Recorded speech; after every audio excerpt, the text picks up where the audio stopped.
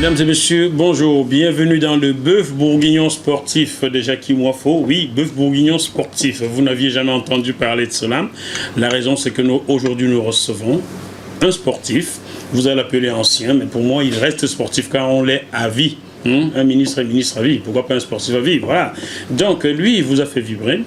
J'ai quelqu'un sur ce plateau qui, avec ses enfants, s'est extasié un mardi 4 octobre 2000 parce que notre invité l'avait amené à s'extasier tout simplement.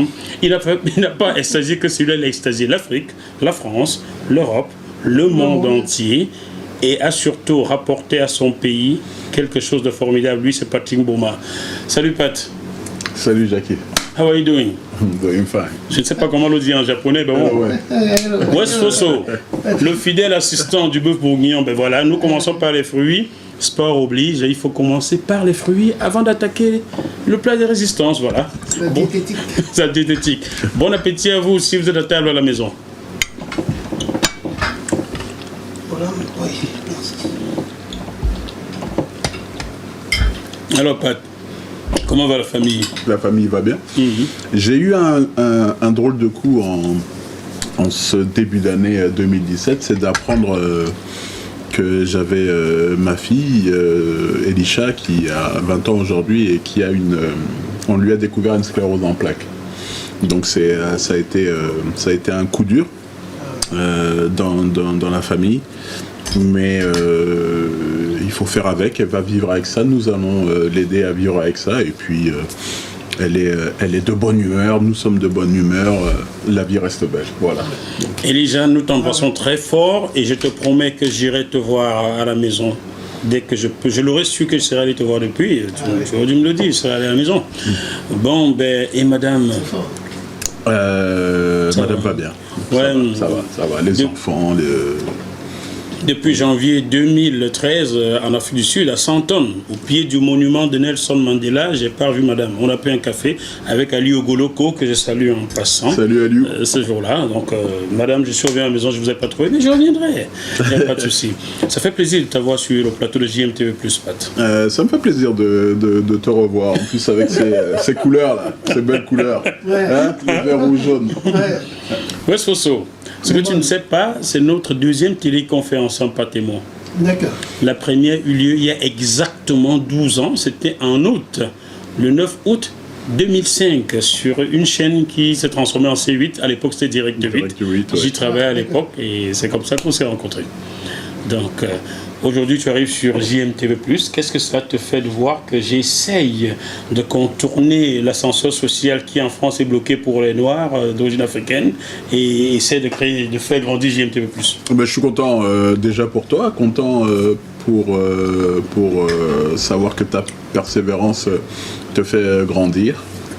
Tu vas marche après marche, puisque Oui. effectivement l'ascenseur n'est pas ouvert pour tout le monde. Hein, je connais ça dans le football. Dans le football. Je ne dis pas qu'on ne peut pas devenir footballeur, mais tu vois, par exemple, embrasser la carrière d'entraîneur professionnel est très difficile. C'est un exemple. Il y en a certainement d'autres. Ouais. On va en parler. Ouais. On va en parler, Pat, car les questions sont venues d'un peu partout quand on a su que je te recevais aujourd'hui. Lazare Etoundi, que tu connais peut-être, à la CRTV m'a envoyé quelques questions pour toi. Fernand Focam, Yves Forum, fils, Ipoum, Kamer Mouna Foot, c'est pour les Mouna du quartier. Tu te doutes bien. Kamer Mouna Foot. C'est pour les Mouna du quartier. Kamer Mouna Foot.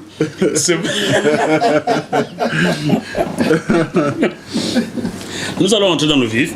Voilà, je vais prendre comme ça la question de Lazare Etoundi. Je commence par la 1 ou la 2. Il m'en a envoyé 2 pour toi. La 2, au hasard. La 2. Au hasard pour Lazare. Ouais. Patrick Mboma, quelles sont à votre avis les chances du Cameroun d'abriter la CAN 2019? Cette question est de Lazare Etoundi de la CRTV. Salut Lazare. Voilà, t'as choisi d'eau là. Alors Lazare, non, c'est pas une question piège pour moi. C'est tant mieux parce que ça va permettre de régler ce qui est pour certains un malentendu. D'accord. J'ai fait une sortie sur les réseaux sociaux en disant que je tirais le signal d'alarme sur le fait que le Cameroun traînait par rapport à l'organisation de la CAN. D'accord. Mais mon souhait, c'est que le Cameroun organise cette CAN. Évidemment. Et je n'ai pas l'assurance, mais j'ai la conviction que le Cameroun sera à même d'abriter cette CAN à 24. Ah bon? Alors, je ne dis pas que ce sera nécessairement une CAN parfaite. Je pense que les pouvoirs publics vont faire le nécessaire pour construire les stades d'Olembe et Japoma. Ah bon? En un an? On a quand même un peu plus d'un an. Tu vois, là, on a envie d'être dur. J'ai un peu mal au crâne. À partir d'aujourd'hui, on a 1 an et demi pour terminer, pour achever. Parce qu'on ne peut pas arriver la veille de la CAN et dire ça y est, le stade est prêt. Donc on a 1 an et demi pour achever. Pour achever. Je ne suis pas du génie civil. Je ne fais que... Tu n'es que du génie footballistique. Je ne fais que croire qu'il est possible d'écouter ce qui a été dit, à savoir que on allait construire en quittant l'Italie, mettre ça dans le bateau et remonter ça au Cameroun. On peut partir avec tout le scepticisme du monde si on veut, mais moi je reste optimiste. Je connais quelqu'un qui avait dit que le Cameroun, c'est le Cameroun. Je sens que ça va réussir. Oui, c'est ça. Oui. Ça donne un mot de tête, hein? Oui, par chance, j'ai apporté mes médicaments de tête. Donc, je les prendrai après. Mais il y a quand même une vérité qui va tout régler, c'est que une commission de la CAF va venir en septembre au Cameroun. Elle sera à même de déterminer si l'avancement des travaux permet ou non d'abriter la CAN pour 24 nations. D'accord. Donc charge au Cameroun de construire hôpitaux, rénover les routes, s'assurer que les aéroports soient fonctionnels et trouver 6 stades pour abriter cette CAN. Mais moi, pardonnez-moi, nous s'amuser seulement. Moi, je veux bien. On est en août 2017. Oui. Moi, je vous dis qu'en juin 2019, on sera au Cameroun pour cette CAN. Bon, je voudrais bien être accrédité, donc je veux me retenir de dire tout. Je suis ma bouche. Le miracle, c'est l'histoire de Jésus qui a marché sur l'eau. Le miracle fera que... Bon. Peut-être pas jusqu'à ce point. Ouais, c'est ça. Franchement, est-ce que tu penses que le Cameroun organisera cette CAN-là, sera prêt pour cette CAN-là? Franchement, non. Mais ce que je pense n'a pas d'importance, puisque c'est pas moi qui... Hein? Explique-toi. C'est pas moi qui commande les stades préfabriqués, c'est pas moi qui les installe non plus. Donc voilà, ma conviction c'est non, mais bon. Bon. Dans conviction, il y a con aussi. Le stade préfabriqué, évité le 5 mai 1992 à Fouriagno. C'est tout ce que je peux dire. On n'est pas encore, mon pote. Enfin, là, il s'agissait d'une tribune dans un stade. Là, il s'agit de tout un stade, de toute une enceinte. Donc, j'ose penser que préfabriqué ne veut pas dire prêt à être détruit. Voilà. Je l'espère aussi. On nous explique que les Qataris vont construire des stades qui vont ensuite les démonter et les envoyer. Mais ça ne perturbe personne. Voilà. Les Qataris vont construire des stades où au Qatar? Mais pour la Coupe du Monde au Qatar. Après les démonter et les envoyer en Afrique. Ah d'accord. Il faut suivre complètement les infos, Jackie. Ça ne dit pas de s'intéresser qu'à ce qui est camerounais. Ça c'est blanc. Hein. Je suis largué quelquefois tellement il y a des infos et des désinfos. Hein? Bon. Je ne suis pas en mesure de donner des assurances, encore une fois. Mais j'ai mes convictions et on ne m'empêchera pas de croire que le Cameroun sera capable. Alors, est-ce que je sers ce jus à l'un de vous deux? Oui, ce serait formidable, merci. On va faire, dans toute logique, on va essayer de servir tout en cachant la marque. Oui, bien entendu, attendez. Exactement. JMTV Plus a besoin d'argent, donc tant que la marque n'a pas payé, on va pas faire la pub comme ça. Notre Patrick, c'est dans un autre domaine. Merci Patrick. On est bon. Ouais, voilà. Donc, si tu vas bien cacher la marque là, hein, on peut me la poser en bas, on cache. Pose-moi en bas, Patrick. Cache-nous tout ça. La première question, de Lazare et tout dit toujours, il ne t'a pas ménagé, hein. T'es mal barré. Je comprends qu'il pose des questions. Hein. Comment entrevoyez-vous l'avenir des Lions Indomptables avec Hugo Boss? C'est Lazare. Ouais. Saint-Lazare. Si on m'avait posé la question en décembre dernier, j'allais dire, je ne sais pas, il y a la CAN qui arrive et ce sera un bon étalon. Je me disais qu'on va pouvoir effectivement voir comment ce Cameroun 2017 allait évoluer dans l'espoir d'arriver en 2019 avec des chances de gagner la CAN. Oui. Et avec ce même Hugo Bross, le Cameroun finalement a fait plus que ce qu'on attendait. Donc, j'ai pas envie de dire que l'avenir est nécessairement rose, mais en tout cas, il n'est pas aussi sombre que beaucoup veulent. J'avais présagé. Mais le présage même encore, parce qu'il y a des gens qui sont encore dans le scepticisme. On oublie déjà qu'on est champion d'Afrique, et on est déjà en train de critiquer parce qu'il y a eu des matchs, certes, où le Cameroun s'est fait étrier. Ouais. Et n'a rien montré surtout. Le Cameroun n'a pas montré ce qu'il a montré à la CAN, mais le Cameroun ne s'est pas transformé au point de devoir le mettre plus bas que terre. Donc je vais me montrer encore une fois optimiste et penser que ce Cameroun, on doit le laisser grandir pour arriver déjà au mois d'août-septembre dans la double confrontation contre le Nigeria pour se donner des chances d'aller en Coupe du Monde et puis de faire une très belle figure au Cameroun en juin-juillet 2019. Au Cameroun, sur le territoire. Il est vraiment optimiste. Hein. Et il va finir à la tête de la fédération. Tobia Okova. Bon, allez, j'ai su ma bouche. Bon, j'étais Mr Sabaka, je ne sais pas si tu veux de la sauce ou pas dans cette tour. En tout cas, je le dis parce que la caméra ne sait pas témoigner, mais ce bœuf bourguignon a une très belle odeur. Oh mon Dieu. Donc, on se dit que derrière, ça devrait assurer. Bon, bah, essayons. Si devant la caméra, je ne mange pas beaucoup, vous comprendrez que le résultat n'était pas à la hauteur.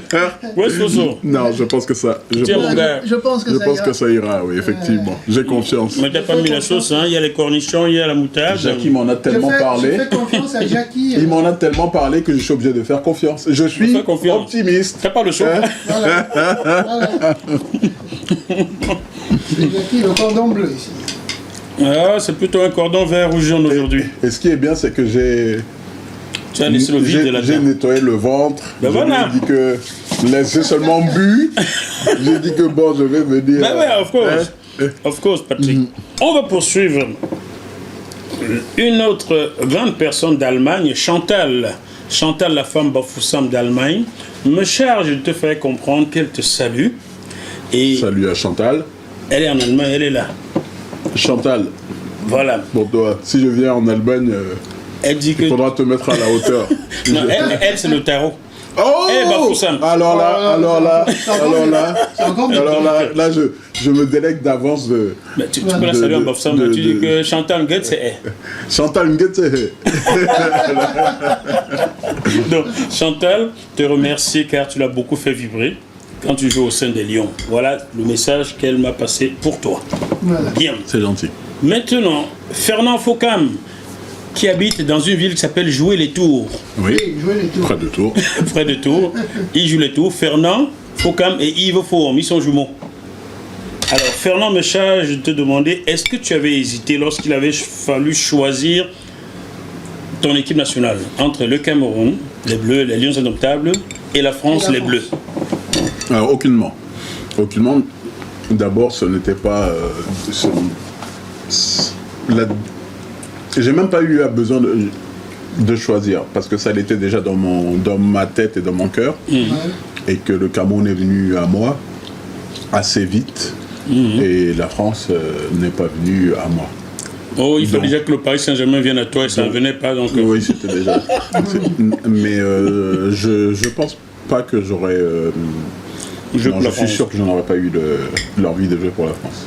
Pourtant, à ton époque... Pourtant, j'aime la France, qui a fait de moi un homme, qui reste un beau pays, même si aujourd'hui Je critique beaucoup de choses de ce pays. On ne critique pas Mais, trop. c'est normal.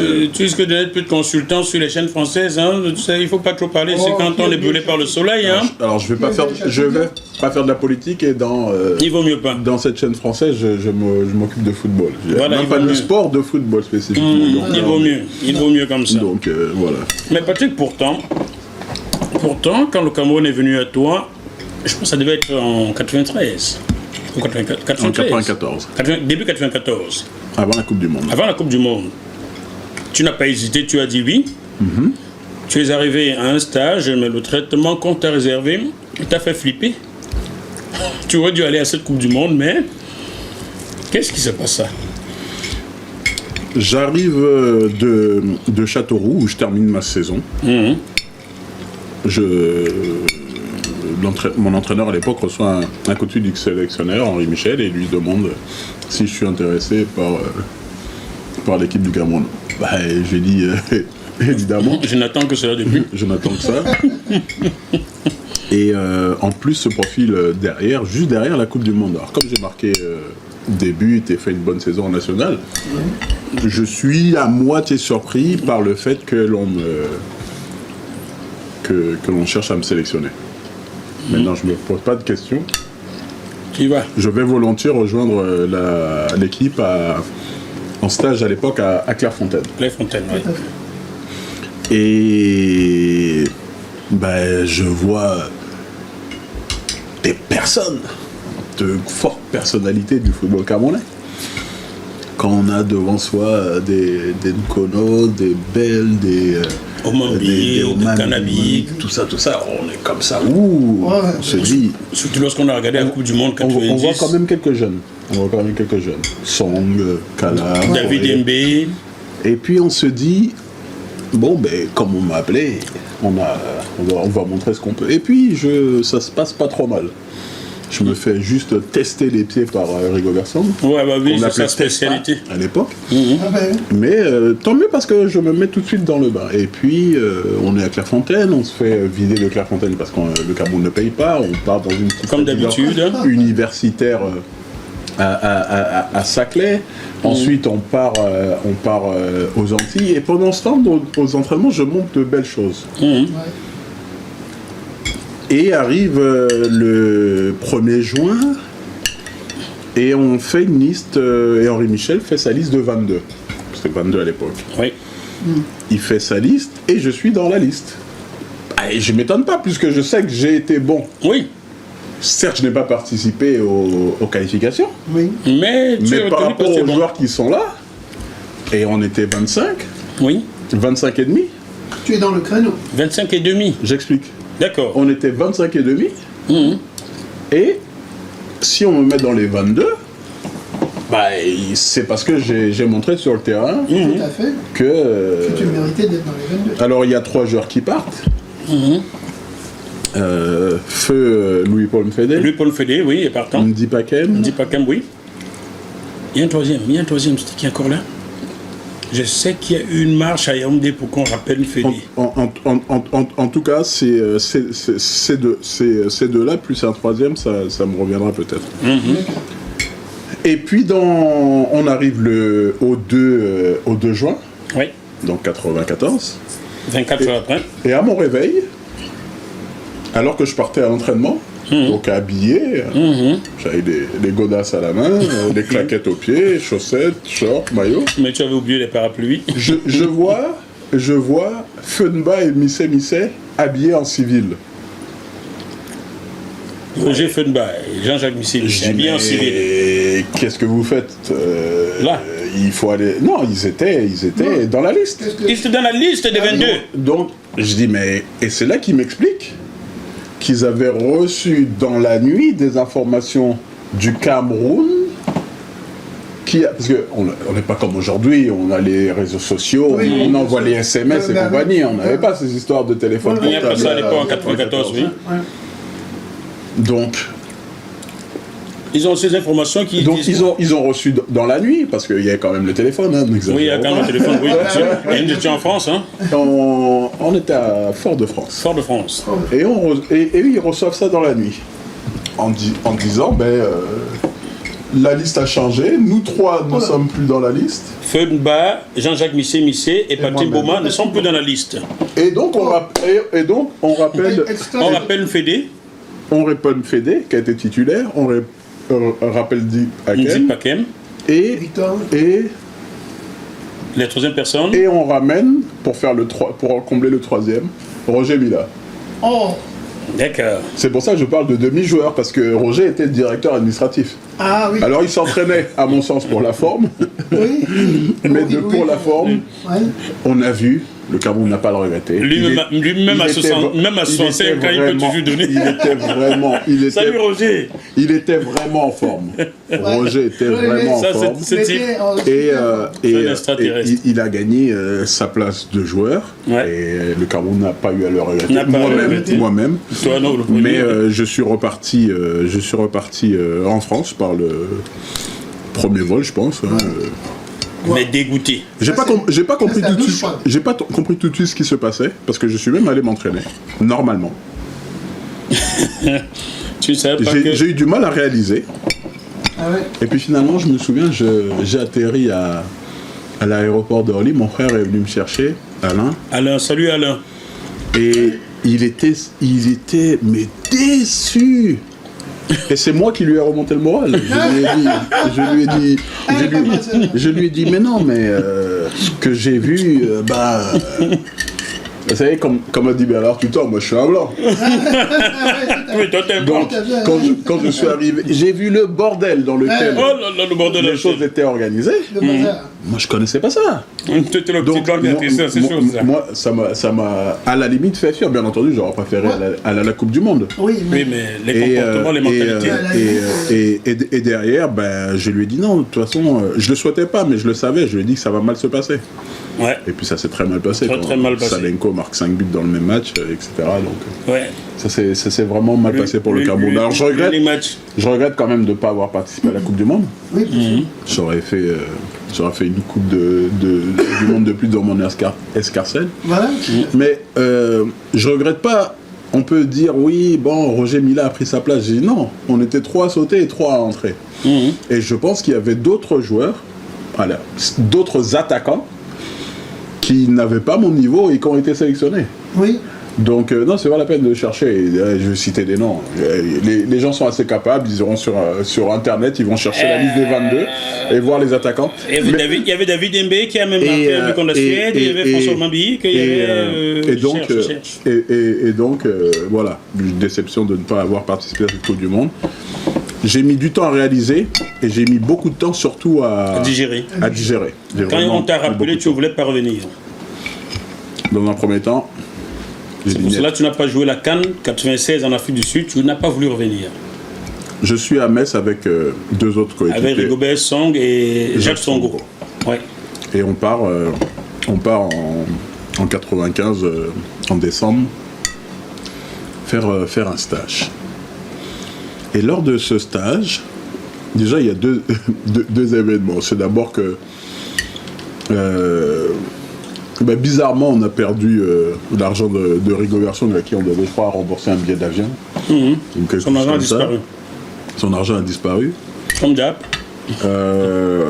Et puis après, pendant le stage, on a vu, là encore, le souk dans lequel les choses s'organisaient. Mais il faut savoir que c'est l'entraîneur qui arrivait à Orly et à Roissy et qui achetait en direct des billets d'avion. Oh Jésus, mon Wow. Joseph. Oh, putain. L'entraîneur. Oh. Et je me souviens même de la mesquinerie. On achète un billet aller qui est plus cher qu'un billet aller-retour, Oui, bien sûr. tout simplement comme pour se dire le gars il sera bloqué. Sauf qu'on est quand même capable, quand on est joueur professionnel, de s'acheter un billet De d'avion s'acheter un pour billet d'avion. repartir. Cela t'est arrivé à toi, Patrick? Ah ouais. Il se dit. Ça m'est arrivé, j'ai vu ça. Oh là. Donc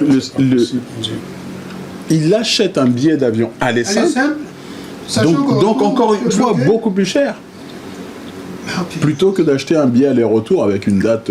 Alors, bah oui. je sais qu'à cette période-là, Et derrière- l'entraîneur n'est pas occidental, et- c'est un et- Camerounais. Et derrière, on repart à Metz, Ouais. déçus, nous tous les trois, et on dit, on va pas à la CAN. Et puis il y a un de nous trois qui reçoit un coup de fil et qui est un peu plus jeune et qu'on Et arrive. qui s'appelle Rigobert Song, on va le dire. Et qu'on arrive à Amadoué. Amadoué et qui repart Et là, pour celle faire qui une repart. carte. Là encore. Là, Jacques Songoni va pas, c'est il Andel va William pas. qui garde les goals en 96. Là encore, un vrai regret, c'est de ne pas avoir serré la main à Nelson Mandela et pas de ne pas être allé à la CAN. Oh Ah là oui. là là Oui. là Ouais, là, ça, c'est vrai. ça, je l'avais noté pour Oh, tu aurais pu aller à la canne, juste lui serrer la main et dire je ne joue pas. Mais j'avais pas pensé à ça en fait. Il fallait me connaître à l'époque. Mais mince, mais Pat, va à la CAN et tu vas serrer la main à Mandela. Et tu refuses de jouer. Quand il y a eu le match, la cérémonie et le match d'ouverture, Ouais. et que je vois cet échange, cette poignée de main, j'étais comme ça, j'étais en train de dire, j'aurais pu. Mais, Il y a toujours le petit instrument. donc voilà, Ouais. c'était des débuts difficiles avec Donc, cette sélection qui m'a donné beaucoup de joie, beaucoup de bonheur. on va arriver au bonheur. Moi, je et commence où j'ai par le écrit mes mauvais. lettres de noblesse. On va arriver au bon, parce que là, c'était là le mauvais. Alors, finalement, qu'est-ce qui te décide à revenir en équipe nationale en fin 96? L'odeur d'une dolée, du tarot. N'importe quoi, il y a pas de Ben, c'est-à-dire que quand on m'appelle, on cherche à me rappeler d'abord. Une petite anecdote, c'est que je suis en stage avec à la mise au vert avec le Paris Saint-Germain, avant un match de championnat. Et je rencontre dans l'hôtel où on est, mais c'est tout à fait fortuit, Jean Lambernan. Ah, Jean Lambert. Salut Jean Lambert. Salut, Jean Lambert, non. Jean Lambert, non, oui. Alors à l'époque, il l'est toujours, mais à l'époque imminent journaliste De la CRTV. de la chaîne nationale. Et puis il me balance une phrase comme ça, il dit celui dont le Cameroun parle comme le Messie. Alors, je sais qu'il exagérait dans ses propos, mais Oui, mais il y a toujours un fond de vérité. simplement quand il a dit ça, j'ai dit c'est vrai qu'on me réclame. Dans ma tête, il y a eu un petit c'est vrai qu'on me réclame. Petit tilt. Alors il a certainement exagéré son propos, mais en tout cas ça a fait un petit tilt. Et bout à bout, les petits tilts plus petits tilts font qu'à un moment, j'ai... La Il bonne décision. militait Jean Lambert, non, pour que tu sois l'équipe nationale. Hein. Je me souviens encore dans ces émissions foot, il parlait de Mbouma à chaque fois. Ce qui me surprend, c'est que on n'avait tellement pas d'organisation que j'avais le sentiment que c'était... on va regarder les émissions sportives des chaînes françaises pour faire les sélections. C'est vraiment ça le sentiment que j'avais à l'époque. Pour que le sélectionneur fasse Sa liste. sa liste, pour qu'il voyage, c'était compliqué. Hein, donc, Mais bon. j'avais vraiment le sentiment que c'était ce qu'il faisait. C'était qui à l'époque? Jules Nyonga. 96, c'était Jules Nyonga. Après, il y a eu Léonard Seké. Non, Léonard Seké était avant, 93. C'était Jules Nyonga. En tout cas, Tu veux pas le Seké? Le pauvre. mon propos n'est pas là. Simplement que ça a été très très très difficile. Ben là, jusque là, tu nous as pas dit comment est-ce qu'on te fait revenir en 96. Oui, C'est Jean Lambert, non? Si tu me coupes la parole, j'en profite. Moi, je frappe mon bœuf là. Hein. Ben vas-y. Hein? C'est même pas le bœuf, c'est quoi là? Tu appelles ça comment? Le cabri bourguignon? Non, Le veau. C'est le bébé- c'est le bébé du bœuf. Le bobo du bœuf, non, c'est la même chose. Comme ça, moi, c'est de la viande blanche. Tu vois. Donc je me retrouve à avoir des petites discussions chez mon oncle à Yaoundé. On parle. J'ai cette envie, de toute façon, je dois défendre les couleurs du Cameroun. Donc à un moment, je reçois, et ça me fait tout drôle, une convocation en bonne et due forme. Parce qu'on parle beaucoup, mais je n'ai pas eu de convocation en bonne et due forme. Quand je pars avec La Fontaine, c'est un coup de fil d'Henri Michel vers Victor Zvinka vers moi, et je prends ma voiture, je pars à... Il n'y a pas eu un échange de fax et compagnie. Donc je me retrouve à avoir une convocation en bonne et due forme. Ouais. Et là, je suis sous Ricardo au Paris Saint-Germain. Je sors de l'entraînement, on me dit que le club a reçu un fax et qu'il y a un match au Togo. Ah, Ça, c'est 96. Match Otoko, on est en 96. J'en suis certain. On est en 96. Car le retour à Yaoundé, je peux te dire, ce que vous fûtes ce jour-là, Bernard Choutan et toi. Je peux te le citer. Ça, c'est fin 96, ça, Togo. Et donc, je reçois cette convocation et Ricardo qui me dit, ouais, ça t'intéresse, j'imagine, parce que c'est un honneur, lui, international brésilien, de représenter son pays et compagnie. Et là, il n'a pas fini de me poser la question, qu'il a déjà répondu à ma place. Donc, je dis, bah oui. Et puis là, on a envie d'oublier les mésaventures. On a oublié les mésaventures, la saison passée, quand on était à Metz et qu'on n'était pas allé à la Coupe d'Afrique. Effectivement, arrive cette sélection, cette première sélection, on est en novembre 1996. Oui. Et on va à Lomé. Et là, je fais réellement mes débuts avec les Lions. Est-ce que ce poster-là derrière n'est pas le jour de ce match-là? En jaune, là. Je remarque Jean-Jacques Missé, je remarque Chami Alphonse, Womelen, Raymond Kala, Rigobert Son, Tchango en numéro 4, toi en 10, non Tchango en 8, pardon, Tchango en 8. C'est Mimbo et Toby qui en 4. Mimbo et Toby, Bernard Choutan en 7. Et donc je me retrouve effectivement à Lomé. Non, c'est pas ce match-là. Donc, c'est celui d'après. C'est pas ce match-là parce que ce match-là, j'ai le numéro 10. Ouais.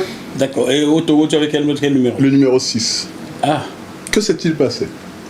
Bonne question. Quand on arrive en sélection, la première fois, on revendique peu. Oui, bien sûr. Et je suis dans ma chambre, je reçois un coup de fil. André Nguidjol de sa chambre me dit « Patrick, tu veux quel numéro ?» Je dis le 10. Il note, il raccroche. 5 minutes plus tard, mon téléphone sonne. Il me dit « Ah Patrick, j'ai oublié de te dire, le 10 c'est pour Simo. » Ah, Augustine Simo, ouais, il portait le 10. D'ailleurs, j'aimerais bien savoir ce qu'il devient. Moi aussi, Augustine Simo. Et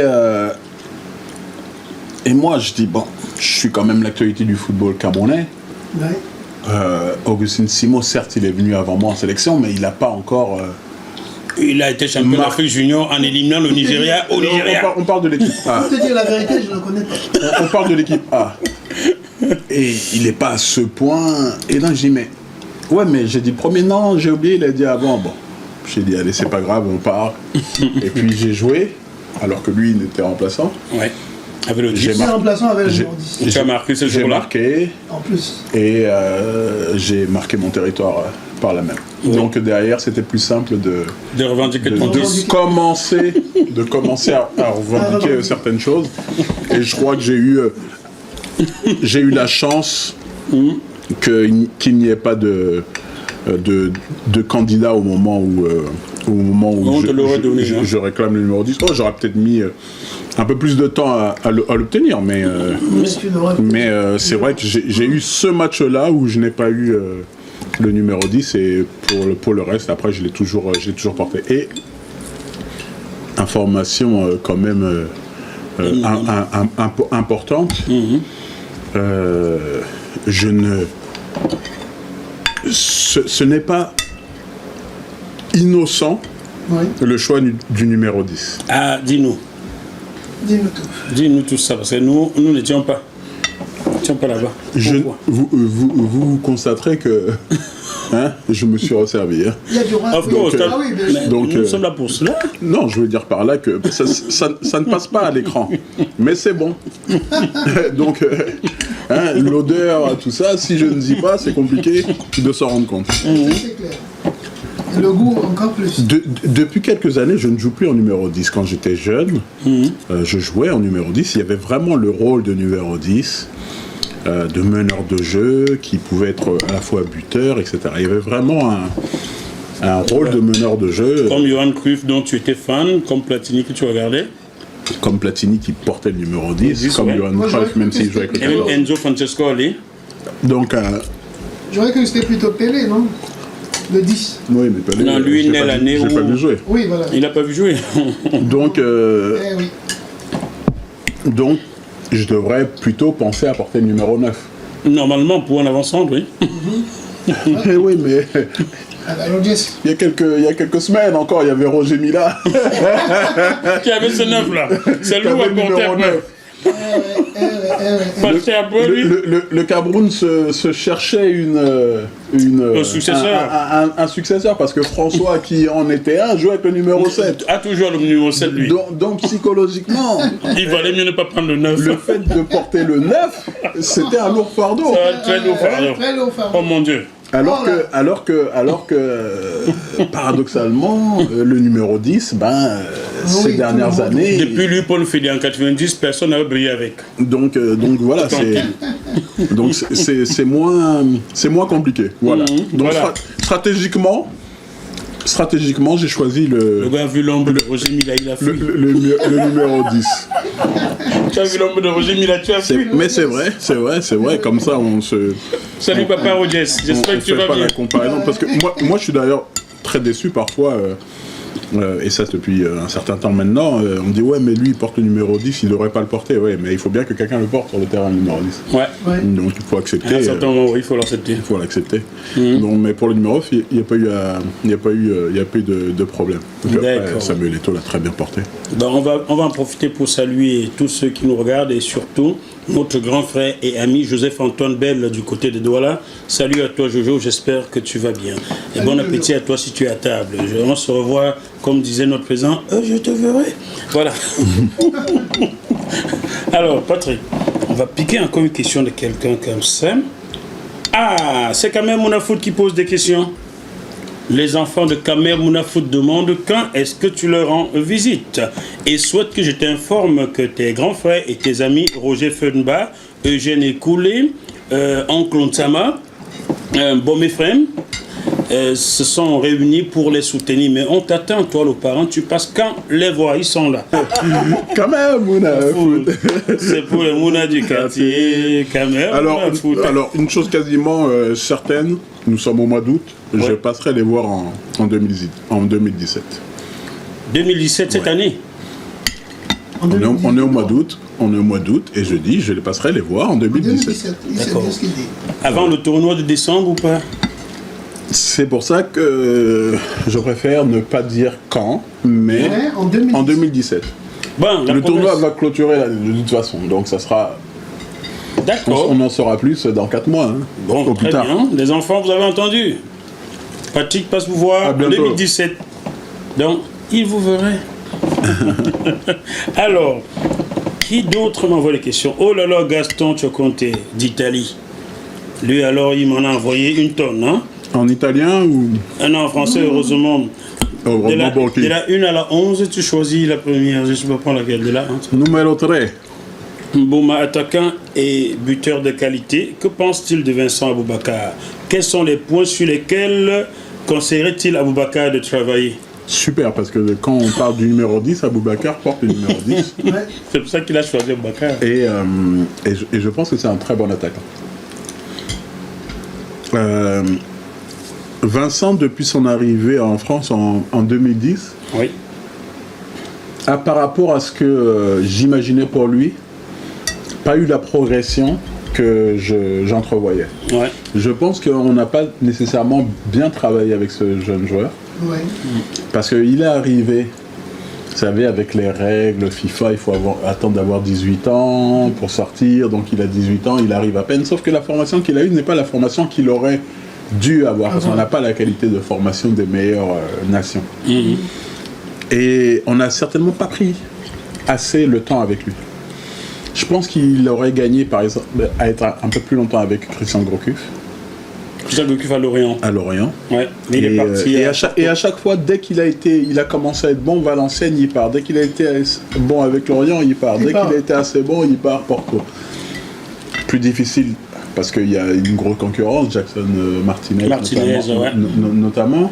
Après, il va en Turquie, et même quand il fait de belles choses, parce qu'il a quand même marqué pas mal de buts. Pas mal vu en Champions League. Il a marqué un but décisif à la finale de la la CAN. Et on arrive encore à regarder le fait qu'il manque des buts. Mais tous les attaquants marquent des buts, puisqu'on crée des occasions. Et une occasion n'est pas un but. Ouais. Donc les attaquants doivent aussi manquer des buts. Et Vincent Aboubakar a des qualités intrinsèques extraordinaires. Il faut le regarder utiliser le ballon. Il est capable de faire des prouesses, mais vraiment, il a des qualités techniques extraordinaires. Maintenant, il n'a pas eu cette culture tactique qui l'aura amené vers une certaine roublardise qui lui aurait permis aujourd'hui d'être déjà un attaquant majeur sur la scène européenne. Et je pense, on verra là, il rentre à Porto, il faut absolument qu'il retourne à Porto là. Pour l'instant, le mercato il était juste en prêt à Fenerbahçe, c'est ça, hein? Le mercato n'étant pas terminé. J'ai entendu dire que Rennes... Beaucoup de choses peuvent se passer. J'ai aussi entendu que Gourcuff à Rennes le voulait. Est-ce qu'il gagnerait, à t'entendre, il gagnerait à retrouver Gourcuff? L'entraîneur le connaît bien. Oui. L'entraîneur le veut. S'il le veut, c'est pas pour rien. Donc oui, je pense qu'il a... Ouais, je pense que ça pourrait être intéressant pour lui d'aller à Rennes. Mais je suis pas en train de faire le mercato du Stade Rennais, ni bien que tu pourrais. Hein. Si Pinot le voulait, hein. Ouais, François Pinot, monsieur Pinot. Salut. Bon, Patrick, cette jeune génération, est-ce qu'il leur arrive d'appeler des anciens comme vous poser des questions, essayer de profiter de vos conseils? Quand je jouais, je ne le faisais pas. Je n'appelais pas les plus grands pour leur demander ce qu'ils pensaient. J'étais très content de les croiser. Très heureux, très... j'allais honorer, vraiment, de les croiser. Et d'avoir la possibilité de discuter avec eux. Ouais. Mais de façon spontanée, il ne me serait pas venu à l'idée de dire j'ai besoin de conseils. Veux-tu par là dire que ceux d'aujourd'hui ne font... Aujourd'hui, ils ne le font pas, mais je vois la même chose. C'est que quand je les croise, ils sont contents de me voir, contents de converser avec moi. Avec certains, on échange par écrit, vocalement. Oui. Mais c'est pas pour Mais ça s'arrête là. Mais ça s'arrête là, mais c'est toujours comme ça. Mais je vais t'étonner. Non, pourquoi c'est pas possible? Si, c'est possible. C'est dans la nature des choses. C'est dans la nature des choses, réellement. Réellement. Les joueurs ils ont des entraîneurs, ils ont des conseillers, ils ont tout ce qu'il faut. Ça pourrait, effectivement, et certainement certains demandent à d'autres, mais même mon neveu me demande même pas de conseils. Pourquoi un joueur... Mais Patrick, je vais t'expliquer, permettez-moi de vous dire comment je vois les choses. Je suis journaliste, il n'y a pas de doute, formé en France. Mais il m'arrive d'écrire des papiers envoyés à Jean-Marie Watonsi. Je le cite, Jean-Marie Watonsi, le grand frère, aux États-Unis, lui dit « Qu'est-ce que tu en penses ?» Et il m'appelle, il me donne ses conseils. C'est la réalité du monde du journalisme. Pourquoi ces jeunes-là ne vont pas vers des aînés qui ont un talent reconnu, qui ont un parcours reconnu, riche, leur poser 2-3 questions? Pourquoi ce manque d'humilité là dans le milieu du football? En fait, il te dit que c'est pas un manque d'humilité. Pas du tout. Puisqu'il te dit qu'il n'y pense même pas. C'est-à-dire que c'est un fonctionnement. C'est pas... Ouais, dans la musique, c'est la même chose. Quand je prends le téléphone pour dire petit frère, je veux te donner un conseil, je suis écouté. Oui. Mais est-ce qu'on y applique? Je pense, oui. Je pense, oui, mais il ne s'agit pas de penser que ce que dit Patrick Mboma est parole d'évangile. Donc... On ne rend pas grâce à Dieu. Non, vraiment, vraiment, c'est même pas grave. Je trouve pas ça grave. C'est vraiment dans la nature des choses. Mais les échanges viennent ou viendront. Il n'y a pas de souci. Nous avions 11 questions de Gaston, d'Italie. Gaston, tu as compté? Tu prends laquelle maintenant? La 7. Ah, il a pris le numéro de Bernard Choutan, son ami. Que pense Patrick Mboma d'une idée de parrainage des anciens Lions par ceux plus jeunes, compte tenu du fait que certains anciens ont joué quand le football était moins rémunérateur? Comment se maintiennent-ils en contact avec les anciens Lions? Oula! Alors, ce que je pense de l'idée, c'est que c'est une idée qui sera difficile à mettre en place, parce que les nouveaux ne sont pas responsables des anciens. On ne va pas demander à Griezmann d'aller demander à Rocheteau ou à Platini s'ils ont besoin d'un coup de main, parce qu'ils gagnent plus d'argent à son époque que s'ils illustraient à la leur. Et comme ils gagnent aussi peut-être moins d'argent que les petits frères dans 10-20 ans. Donc, non, je pense que il y a des reconversions qu'il faut peut-être mettre en place pour les anciens, pour leur permettre d'avoir un point de chute, mais aucunement une responsabilité des petits frères. Très bien. Et comment tu te maintiens en contact avec les anciens, avec les nouveaux, pardon? Réseaux sociaux, WhatsApp, coup de fil. Merci, fais-le de la pub, tu vas payer avant de partir. C'est rentré dans les mars. C'est comme si on. J'ai pas besoin de toi pour. C'est comme si on disait. C'est comme si tout à l'heure tu m'as dit je n'ai pas de coca. Bon, Coca. Donc il y a quand même des noms qui sont. La télécaméra n'était pas allumée. Donc bref. Voilà. Alors on va encore prendre 2 questions de Gaston, il m'en a envoyé 11, on lui en prend 5 au total. C'est bien, Gaston est un fidèle du bœuf bourguignon. Merci à toi Gaston. Salut Gaston. Merci aussi à notre ami Dimitri Lecomte qui est à Montpellier. Il regarde. Merci à tous ceux qui regardent le bœuf bourguignon, bien entendu, parce qu'il y en a qui réagissent, d'autres qui regardent sans réagir. Donc, merci à vous qui faites du bœuf bourguignon une émission qui monte, qui arrive à faire 1800 vues en 10 jours. Tu vois. À tous ceux-là qui sont tapis dans l'ombre. Merci beaucoup. Merci beaucoup. Merci. Et nous sommes à vous. Alors, on prend laquelle maintenant? La 2. Quel est ton rapport actuel avec l'équipe nationale et ton implication dans l'organisation de la CAN 2019? Mon rapport avec l'équipe nationale, c'est exemple, je commente la finale de la Coupe d'Afrique des Nations, je descends dans les vestiaires, on est content de me voir, on est content de me recevoir, on est content de m'embrasser, je serre la main à tout le monde et je repars faire mon travail, ils font le leur. Implication dans la coupe dans l'organisation de la CAN 2019. De la CAN 2019 nul à ce jour. Oh pitié. Mais il reste 2 ans, peut-être qu'on fera appel à moi ou à d'autres. Oh Jésus Marie Joseph. Ou à d'autres. Faites appel à Patrick. Côté palmarès, il a quand même gagné 2 Coupes d'Afrique des Nations, ce Patrick. Oui, mais c'est pas tous ceux qui ont gagné des Coupes d'Afrique des Nations qui doivent se porter d'abord candidat, parce que je ne me suis pas porté candidat, mais qu'on doit appeler pour organiser cette Coupe d'Afrique des Nations. Il y a des gens qui pourront avoir leurs compétences en ayant été d'anciens joueurs. Mais ça dans le sens de candidature. Juste comme oui, j'ai bien compris ton implication dans la... On voit Tenu Estang ici, là, qui est impliqué dans ceci pour les Jeux Olympiques. L'expérience, parce que... Bon, voilà. Ouais, passe-moi le pain, ça au moins c'est quelque chose.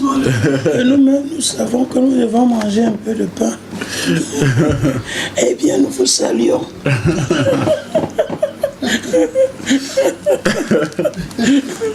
Patrick, à plusieurs reprises, il a été question que tu sois nommé au moins directeur technique ou encadreur, je sais pas quoi, ou coach adjoint des Lions Indomptables.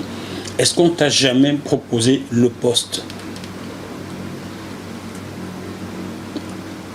Au niveau technique, on m'a jamais proposé de poste.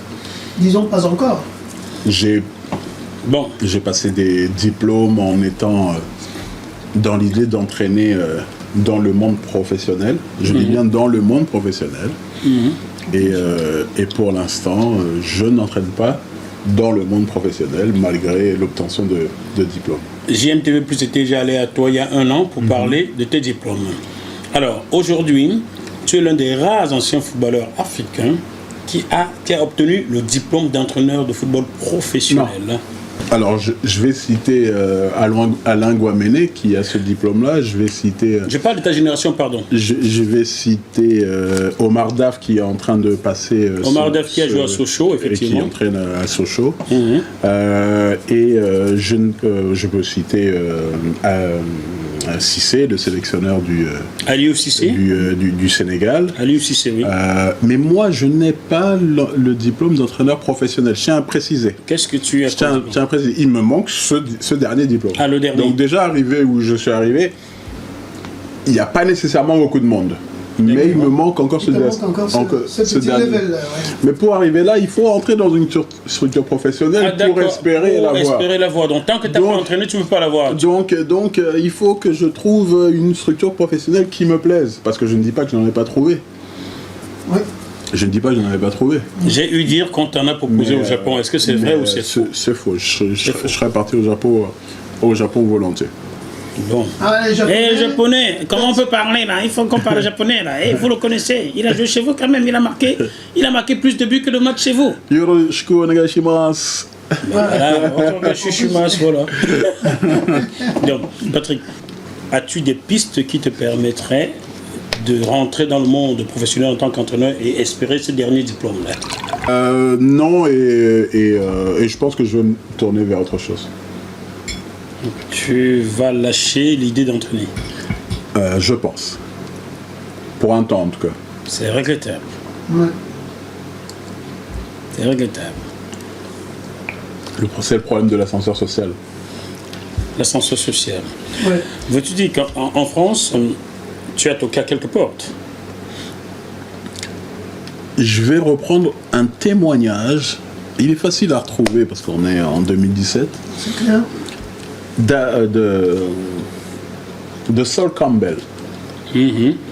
L'ancien d'Arsenal. Il date de fin juillet 2017. Donc il faut aller sur peut-être YouTube, peut-être sur Internet. Tu peux le dire, allez vas-y. Même Internet, c'est déjà la pub donc. N'exagérons pas. Internet, c'est pas une marque. Et regardez son. Il dit. Alors. Sol Campbell, c'est, on va dire, l'équivalent de Lilian Thuram en France. En France, il a joué en équipe nationale d'Angleterre. Si on se comprend. D'accord. Il a joué à Dans Arsenal. les gros clubs, Ça, c'est pour etc. moi, l'explication. Ok. Il a même marqué un but lors de la finale de la Champions League 2006. C'est important. Le premier but d'Arsenal est marqué par Sol Campbell et ensuite Eto'o égalise. C'est important d'expliquer la valeur du joueur, La valeur du joueur, oui. Tout à fait. Et qu'est-ce qu'il déclare? dans son pays. Il déclare qu'il a passé tous ses diplômes, il a obtenu tous ses diplômes, donc il est aujourd'hui entraîneur de football professionnel, mais il ne trouve pas un poste. Et là, de reposer la question, si ce n'est pas un problème de couleur de peau, prenez-moi les grands championnats. Alors je vais d'abord prendre les 4 grands championnats, l'Italie, l'Espagne, l'Angleterre, l'Allemagne. Et je vais y ajouter les championnats bis, comme la France, le Portugal, la Belgique. Et trouvez-moi, dans ces championnats, vous prenez les premières et deuxièmes divisions, et vous me cherchez, et vous me rendrez compte le nombre d'entraîneurs noirs en poste. Je cite Antoine Camboiré. Et même encore. Je cite Antoine Camboiré pour dire, je ne dis pas qu'il y en a 0. Je dis maintenant, faites votre enquête, appelez vos gens en Allemagne, appelez vos gens un peu partout. À la décharge de l'Italie, on va dire que Mario Balotelli est le premier noir qui joue en équipe nationale d'Italie. Avant lui, je n'en connaissais pas un. Et en quoi est-ce une décharge? On peut encore dire que les Italiens n'ont pas eu cette culture, n'avaient pas de noirs qui jouent en équipe nationale. Et qu'est-ce qui leur a interdit? Bon. On va prendre le cas de l'Allemagne. En Angleterre, c'était comme ça. En Allemagne, il y avait John Barnes, il y avait tous ces joueurs-là. Non, pas tous ces joueurs-là. Pas tous ces joueurs-là. Parce que avant que l'arrière-droit Anderson, j'ai oublié son prénom, n'arrive dans la fin des années 70, il n'y avait pas de noirs en équipe d'Angleterre. Donc c'est pas comme si c'était une affaire qui avait 100 ans. C'est pas une histoire aussi... vieille que ça. John Barnes faisait partie des premiers. Des premiers, dans les années. Donc aujourd'hui, on n'en parle plus. Mais là, on parle du terrain. Ouais. Et je suis en train de dire pourquoi cette progression sur le terrain. Regardez l'équipe de France de 1982. Oui. Vous prenez, vous allez trouver Marius Trésor. Oui. Il y a un qu'on a oublié, Jean-Pierre Adams, qui est dans le coma depuis 1981, 36 ans. Un peu plus tard, on y ajoutera un Jean Tigana. Et regardez aujourd'hui, à l'Euro 96. Regardez 2016. plutôt en 96, 2016, pardon. Regardez à l'Euro 2016 plutôt le nombre de blancs qu'il y a en équipe de France. Ouais. Il y a Lloris, il y a Griezmann. Il y a Grisou. Parmi les titulaires. Et puis après, c'est... Le reste est brûlé par le soleil. Après, c'est pas loin. Donc, s'il y a eu cette transformation sur les terrains, pourquoi pas sur les bancs? Pourquoi pas sur les bancs? Je ne parle pas du premier poste. Je dis les bancs en général. Les bancs en général. Alors maintenant, si vous Quel me que soit le dites que oui, Marius Trésor est entraîneur d'adjoint à Bordeaux, oui, Marius Trésor qui a été demi-finaliste de la Coupe du Monde. Qui a marqué un fabuleux but. Et aujourd'hui, il est quand même en retrait. Alors je ne sais pas, je ne sais pas s'il le veut, et d'ailleurs je le salue, je ne sais pas s'il le veut ou s'il ne peut pas parce qu'on ne lui a pas donné la possibilité. Bon. Mais là, je suis gentil, je suis en train de parler des adjoints. Oui, des adjoints. Donc maintenant, faites-moi cette enquête et vous allez m'expliquer. Patrick, je vais t'expliquer un truc. Sur les 11, pourquoi il n'y en a pas sur les bancs. Je vais t'expliquer un truc. Vous expliquer à Wes et à toi. En 2004, lorsque Jacques Santini quitte l'équipe de France. Attends, d'abord, il n'y a pas une page de publicité? Non, il n'y a pas de pub. On continue. Lorsque Jacques Santini n'est plus sélectionné de l'équipe de France, Jean Tigana est pressenti. Oui. Et le président de la Fédération française de football de l'époque, Claude Simonet, que je ne salue pas du tout, déclare ceci: il y a déjà trop de noirs en équipe de France, on ne va pas en plus leur donner un sélectionneur noir. Ouvertement, et personne n'a inquiété en France, c'est passé. Mes confrères journalistes, bien plus blancs que tout le monde, tu vois, même dans le monde du journalisme, hein, ce que je fais là, je parle au fait sur une chaîne, toi et moi, on ne s'est pas rencontrés sur une chaîne de télé. Pourquoi je ne peux pas être sur Bein Sport, machin, très bon, allez, je suis ma bouche. Je suis ma bouche. Encore moins. Je sais pas un problème, je m'en fous. Je veux que j'ai un petit peu plus grimpe et ça grimpera. Même s'il faut s'installer en Sibérie, ça grimpera. Mais sinon, on va je sur ne demande plus rien. Au moins, on aura grimpé. Sur les grandes chaînes télévision françaises, presque toutes ont diffusé mon travail à un certain moment. Je vais les citer, le TF1 en passant par France Télévisions, Canal, tous ont diffusé mon travail à un certain moment. Mais je n'ai jamais obtenu un entretien d'embauche spontané dans ce pays. Même sur Direct où tu m'as connu, il a fallu forcer des portes. C'est général en France. Bien entendu. Ceux qui jouent et gagnent sont de tous les horizons, de tous les horizons, mais ceux qui dirigent, sont les mêmes. Sont monocolores, bizarres quand même, et surtout quelquefois n'ont même pas le parcours de ceux qui jouent. Ouais. C'est regrettable, non? C'est regrettable. Est-ce le débat? Mais en tout cas, c'est regrettable. Le regret est sur la table en tous les cas. Ah bon, sur la table. Ouais. Sur la table. Patrick, on va revenir sur ton parcours au sein des Lions Indéboulonnables et je vais m'arrêter sur un point. C'était en 2000. Si je demande à Wes, qu'est-ce qui t'a fait vibrer en 2000, tu me diras le fameux but du 4 octobre. Le but stratosphérique. Oui. C'est ce but qui t'a fait vibrer. Venu de nulle part. Venu de nulle part. Ouais. Non, venu des mains de Pierrot Mélène. S'il n'a pas bien lancé, il n'y aurait pas eu de but. Donc, salut Pierrot, j'espère que tu vas bien. Ça c'est bien, c'est gentil. Ouais. C'est pas ce que j'ai retenu. C'est pas ce que tu as retenu. J'ai retenu la conclusion. La conclusion était le but. Et mes enfants aussi. Ouais, tes enfants, salut Mathéo, Jérémy et Paul. Hein, j'espère que vous allez bien. On vous embrasse. Mais ce qui a retenu mon attention cette année-là, et je l'ai su grâce à un bon Congo ça, je ne te donnerai pas le nom de celui qui me l'a dit. Tu sais ce que c'est Congo ça au moins? Ouais, ben. Depuis c'est Camerounisé, le gars était un doléman maintenant, tu vois. Alors, ce que j'ai retenu, c'est que lors de la finale des Jeux Olympiques 2000 contre l'Espagne, les Lions sont menés 2-0. Ça aurait pu en mettre 3, mais Kameni vous a sauvé.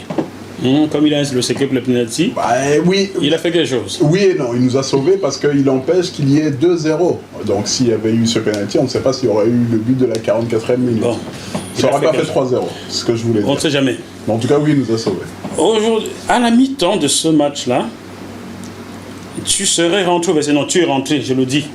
On se comprend. Tu es rentré au vestiaire, tu attendais que le coach fasse son travail, il remotive les gars, mais à cause de Jean-Paul, coach d'alors, s'est assis à baisser la tête et tu t'es dit, mais dis donc, si le coach qui doit le motiver baisse la tête, peut-être il est temps que moi, le leader, je prenne ma place. Ben oui, tu le confirmes?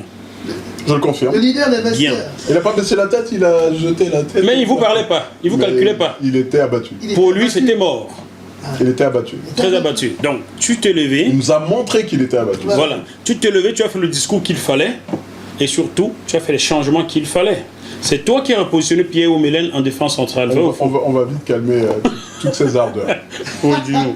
Alors, effectivement, les joueurs étaient toutes tête baissée. Comme le coach. J'ai levé ma tête et j'ai vu que le coach était comme ça, en train de regarder le plafond, comme si la solution était Elle est tombée du ciel. là-haut. Oui. Et donc, je me suis rendu compte que je n'avais jamais perdu de finale. Je ne sais pas c'est quoi perdre une finale. Ah oui. Tu en avais à gagner trop, hein? Non. Là, c'est parce que ça, c'est une restriction au monde professionnel. Je dis que je ne savais pas c'était quoi perdre une finale. Depuis l'amateur jusqu'à... Enfant jusqu'à ce jour-là, je ne savais pas ce qu'est perdre une finale. Oui. Je n'avais jamais fait. Waouh, ça c'est puissant. Et donc, vous comprenez que des finales, j'en ai joué, même s'il s'agit de football de quartier. Je ne sais pas, dès le moment où je joue une finale, je la gagne. D'accord. Et il me semblait que c'était certainement la finale la plus importante. Pourquoi? Parce que le fait d'avoir gagné quelques mois plus tôt, c'était bien pour le Cameroun. Mais le Cameroun avait déjà gagné la CAN, 84-88. Oui. Voilà. Le Cameroun n'avait jamais gagné les Jeux. Oui. Exactement. Je dis le Cameroun, je ne parle pas le football Cameroun. Non, mais bien sûr, le Cameroun n'avait jamais ramené de médaille d'or aux Jeux Olympiques. Même dans les Jeux, ne cherchons pas, en 2000, nous sommes les premiers à ramener une médaille d'or. Une médaille d'or, oui, parce que Bessel avait ramené le bronze. À ce moment-là, je dis waouh, vous n'allez pas me dire que je vais perdre, ça va très vite dans ma tête. Et là, je ne me pose pas la question, je fais quelque chose que je n'ai jamais fait, quel que soit le niveau. Je me suis levé. Et j'ai parlé. Et grosso modo, mon discours était de dire que si les Espagnols nous ont marqué 2 buts en 45 minutes, nous étions capables de marquer 2 buts au moins en 45 minutes. Voilà ce que j'ai dit. Dans les grandes lignes. Les gars, on y va. Après, calmons-nous.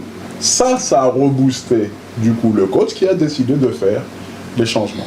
Donc tu as coaché le coach, tu as fait du Cristiano Ronaldo. Au point de vue psychologique, j'étais bon. Tu as coaché le coach. Psychologiquement, c'est ça qu'on appelle le coaching. Je pense que j'ai fait un coaching psychologique à ce moment-là qui a été décisif. Mais ce n'est pas un coaching technique.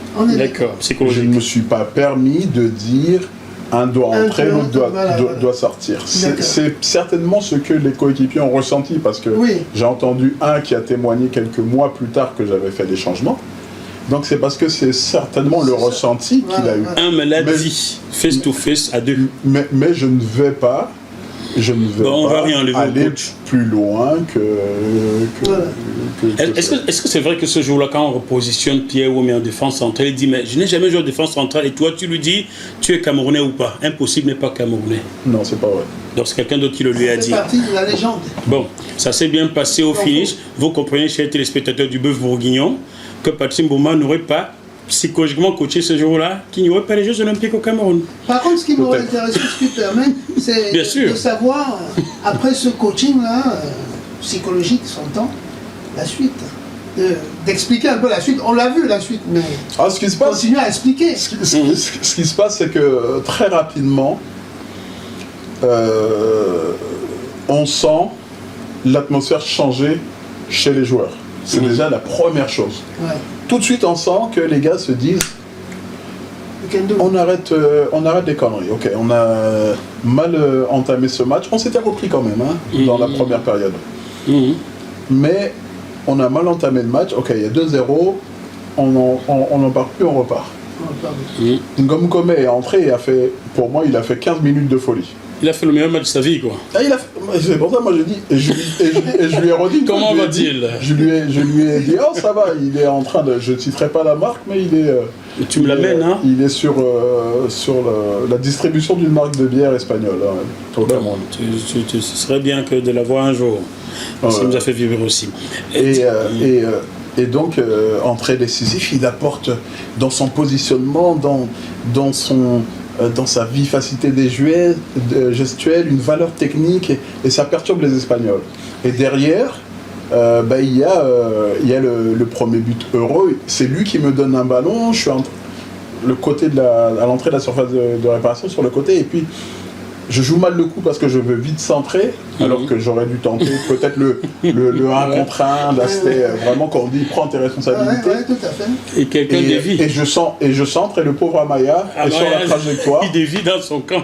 Poitrine, le gardien Aronzoubi à part, et puis il peut pas revenir. Il peut pas revenir. Et puis ça fait 2-1.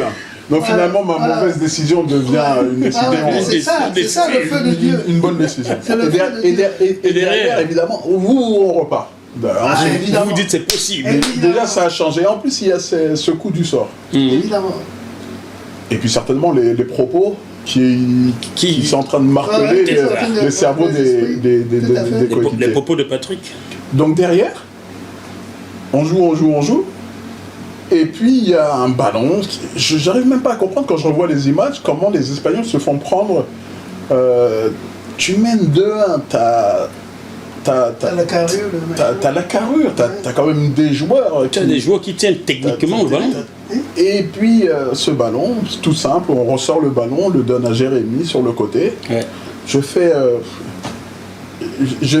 un appel, j'avais l'impression que c'était... je suis au centre de formation, mais on me répète un mouvement, voilà. un mouvement de rien du tout. C'est-à-dire que je vais là, et puis j'emmène le défenseur avec moi, et puis je pars.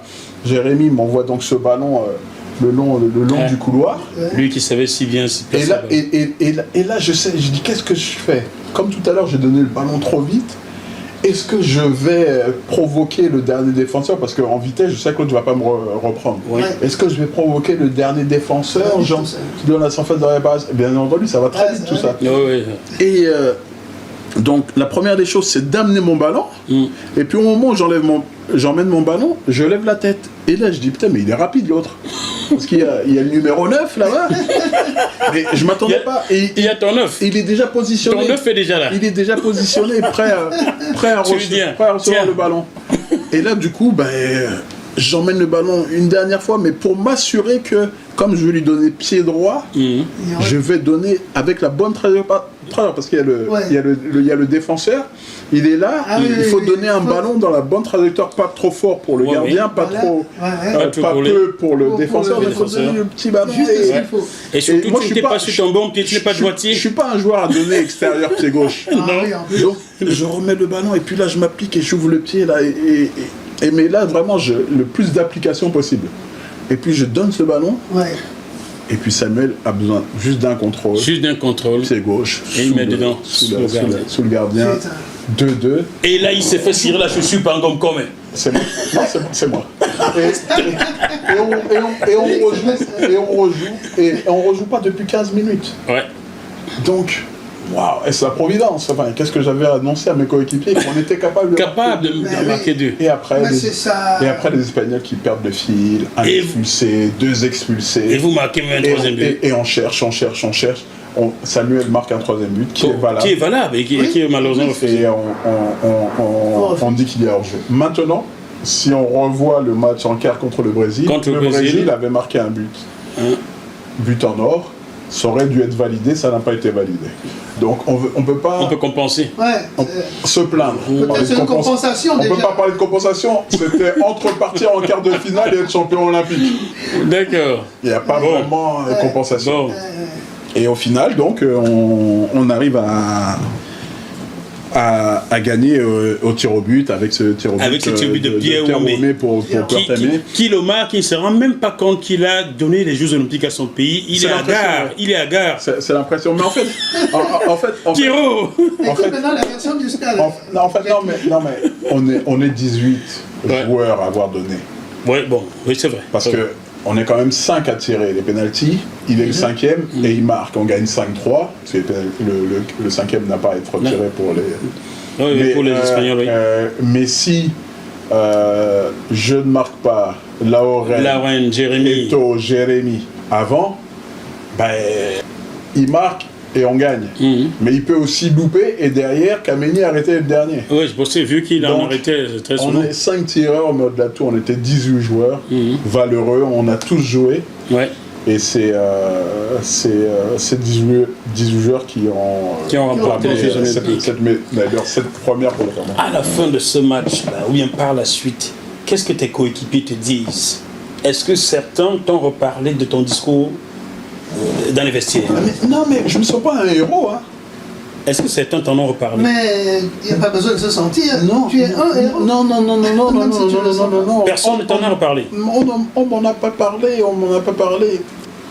J'ai fait quoi? J'ai fait le coéquipier. Mais quel Je suis le plus... Attends, tu as fait je suis à ce moment le plus vieux du groupe, je suis le plus expérimenté du groupe. le plus talentueux aussi, ne crache pas dans la soupe. Ouais, ça, le plus talentueux, oui. On ne peut pas... À ce jour, à cette époque-là, Oui. alors si tu veux. Et puis au final, je fais mon rôle de coéquipier, c'est-à-dire que j'apporte ce que je dois apporter. Des leaders. On n'allait pas demander à Aaron Gimbat de venir le faire. Non, hey, Aaron, salut. Il pouvait le faire, Donc, mais au Carrefour, Anguille, ça appelle les entraînements du canon. Mais pas. Ça, c'est pas gentil. Non, mais c'est mon pote, on était potes. Donc voilà, on aurait été surpris que Beau Clément, par exemple, Ouais, Beau Clément. ou Branco viennent nous expliquer comment faire les choses. Donc je suis pas un héros, je suis un joueur qui assume sa responsabilité. Il va bientôt nous chanter du Bernard. Et peut-être un peu plus. On parle, vous savez de quoi? De dépassement de fonction. Voilà, je suis allé un peu plus loin. Un peu plus loin. Et voilà, j'ai une approche psychologique qui a marché, mais ça produit des effets. Est-ce que tu as vu Cristiano Ronaldo t'a copié? T'as vu? T'as inspiré Cristiano Ronaldo. C'est un bon exemple parlant pour les gens. Ça ressemble un peu à ça. Oh, que suis-je? Il a totalement fait ce que tu as fait. Il a même fait plus. Alors, Pat, tu m'as marqué comment? Nous sommes au Zimbabwe en 1997. Tu marques 2 buts des 35 mètres. Et ce jour, je me dis, ce type, il doit avoir... C'est pas les jambes qu'il a, lui. On dit que tu avais des machines qui tapaient ces ballons-là à 35 mètres. Veux-tu m'expliquer ces 2 buts à arrêt? Comment tu fais? Jusqu'au jour, quand je vois des images, je me dis, c'est pas possible. Comment il faisait? Tu te posais la question ou bien c'était le hasard? Tu avais calculé ou c'était quoi? Alors, ce que je disais, c'est que quand au Togo, j'avais marqué mon empreinte. Je savais intérieurement que j'allais durer. Beaucoup ont dû le croire aussi, et puis finalement, 2-3 ans après, ils ont disparu. Mais moi, je pensais vraiment que j'allais durer chez les Lions. Et quand on arrive là en 97, on gagne. On est sûr d'aller en Coupe du Monde. On fait match nul. Il faut regarder ce que l'Angola fait. Il ne faut pas que l'Angola gagne de l'autre côté. Et on perd. C'est la maison. Donc, la meilleure des choses pour nous, c'est de gagner ce match. C'est tout.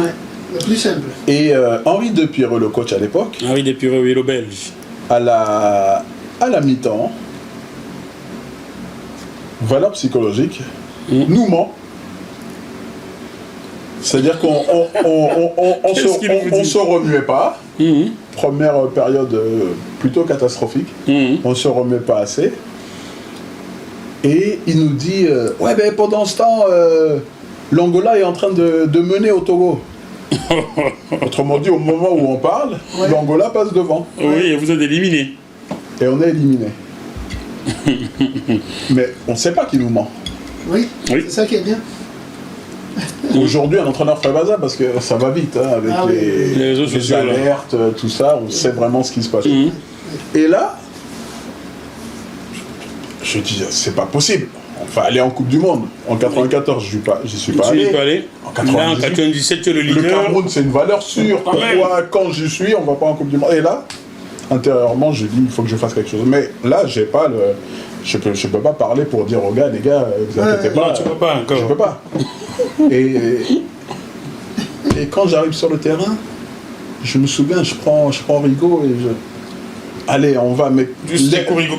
L'air de dire, l'envie de lui dire, faites le travail derrière, je vais faire le travail devant. Ouais. Un peu schématiquement, on va prendre... Tu as vu le travail psychologique toujours, hein? On va pas faire tout un débat là-dessus, mais quand je retourne sur le terrain, je sais que j'ai des responsabilités à assumer. Et quand je prends ce premier ballon, d'abord pied gauche, quand moi je revois ces images, le mot d'ordre que j'ai, c'est détermination. Ouais. Je sens moi-même, je revis la chose à travers les images. quand tu vois comment je pars du côté droit pour venir à l'intérieur, la façon dont je montre au défenseur que si tu veux suivre mon gars, il va falloir que tu sors le dragster. Et là, après, derrière, je ne sais pas expliquer, si ce n'est que techniquement, la réalisation est parfaite. Ouais. Position du corps, prise d'appui au sol, essayer de tourner les épaules vers le but au dernier moment, retrouver le bon équilibre pour corriger cette trajectoire. Ouais. Je vois ça, ça part un missile. Un vrai missile. Et dès que le ballon est sorti de mon pied, dans la fraction de seconde, j'entends le pom. Et là, je sais que ça va partir fort. Je ne sais pas où ça va partir. Mais ça va partir. Parce que on met la puissance. Je cherchais le premier poteau que j'ai obtenu. Mais... En fait, c'est comme s'il y avait une cible, je la cherchais et que de façon miraculeuse... Instinctive, on va dire. Plutôt instinctive que miraculeuse. Oui, instinctive, oui. Je trouvais la cible. Vraiment. Ouais. J'ai vraiment eu le sentiment de chercher là et d'avoir mis le ballon là. Gardien après que constater les C'était qui à l'époque? C'était encore le groupe Blues Gobala ou pas? Non, c'est pas lui. Il était encore en activité, mais je me souviens qu'il était dans le vestiaire en train d'essayer de nous déstabiliser, déconcentrer. Un peu à l'instar de son penalty en finale de la Coupe des clubs champions. Ouais. Et le deuxième but arrive de la même façon. Et le deuxième but, alors c'est... Similaire, on dirait des buts jumeaux. Là, c'est vraiment autre chose. Là, c'est... je peux pas le reproduire. Ouais. Parce que là, franchement... Je peux pas le reproduire. Tu as marqué des buts, mais c'est deux buts là sont restés. La frappe, c'est gauche, je l'ai déjà faite et je la referai après. Le retourner... Je sais le réaliser. Après, ça arrive bien, etc. Mais cette frappe pied droit, avec cette violence, on sentait la rage. Je me souviens m'être entraîné quelques années plus tôt, avant d'arriver au centre de formation au Paris Saint-Germain, j'étais déjà au centre de formation. Ah non, c'est pendant que je m'entraînais au centre de formation. Et un jour, je m'entraînais en fin de séance à prendre ces ballons, à les mettre et frapper pied droit à 25 mètres. Et le ballon partait droit, mais c'était pas très puissant. Mais c'était les débuts, c'était le travail. Ouais. Et c'est un travail qui a payé plusieurs années après. 3-4 ans plus tard. Ouais. Parce que c'est pas un travail que j'ai fait qu'une seule fois. J'ai dit, c'est anormal de ne pas pouvoir frapper pied droit. Tout comme je trouve anormal les latéraux aujourd'hui qui soient pas capables de faire des centres. Ça, c'est un truc que je n'arrive pas à comprendre. Donc moi, je dis... Je ne dois pas. Et je ne savais pas que ça allait être décisif un jour comme celui-ci, en fait. Ouais. Et là, je tente cette frappe. Il faut savoir que j'ai une chance quand même inouïe. C'est qu'au moment où j'arme, je vois le ballon rebondir un peu parce qu'il y a une petite motte de terre. Ah, ça a été sur un stade européen. Et la motte de terre a relevé ce ballon. Ce qui m'a permis de frapper ce ballon comme si c'était une frappe de demi-volée. Alors que je conduis un ballon au sol. Donc évidemment, par la force des choses, ça donne un peu plus de puissance. Tout à fait. Mais c'est parti tellement vite que je me dis que sans la motte de terre, ça aurait certainement fini au fond, en fait. Parce que ça n'a pas non plus décuplé la vitesse. Ouais. Est-ce que c'est que les réalisateurs ont... Mais la trajectoire rectiligne comme ça, je regarde encore le geste. Là, par contre... Je cherche un équilibre qui est plutôt précaire parce que je ne suis pas sur le bon pied. Donc on ne peut pas avoir, sauf si on est ambidextre. Hein, oui, bien sûr. On ne peut pas avoir exactement la... Mais je regarde par rapport à ce que je fais et ce que je vois, c'est que c'est le bras de levier, l'utilisation de mon pied droit qui est optimale. Ouais. Donc au moment où j'arme pour envoyer mon pied, la façon dont mon pied, pareil, on va chercher la position du pied, l'impact pied-ballon. Là encore, ça part. Et là, quand ça arrive, je dis, mais qu'est-ce que j'ai fait? je me pose la question, alors, la cabriole, tout ça. Qu'est-ce que et puis là, tout de suite. Ouais. C'est vrai. C'est vrai. Alors, je suis pas dans mon rêve. Parce que la veille, j'ai certainement rêvé du match. J'aurais pu te penser. Non, c'est pas ça. Je suis vraiment là. Tu as marqué les coéquipiers arrivent, et le temps qu'ils arrivent, là tout de suite, la valeur psychologique dont je vous parlais, la première des choses, alors qu'on mène 2-0 et que tout le monde se dit ça y est, c'est fini, on est en France, pour la Coupe du Monde. La Coupe du Monde, oui. La première des choses, c'est de coacher psychologiquement. Tu dis, c'est pas fini. Et je dis aux gars, c'est pas fini. Mais vous êtes dingue, vous voyez comment on est en train de blaguer avec une qualification de la Coupe du Monde. Et les gars, maintenant, on se met à réfléchir, on fait ce qu'il faut, on va. Voilà ce que je dis sur le terrain.